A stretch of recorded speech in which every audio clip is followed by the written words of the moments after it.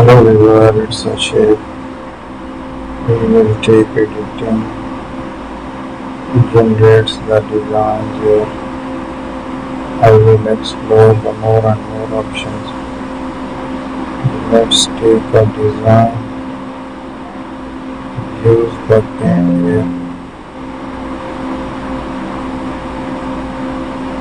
Again here is a shape.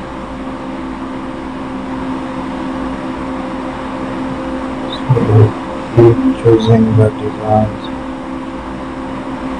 Use a structure there and also have a shape again.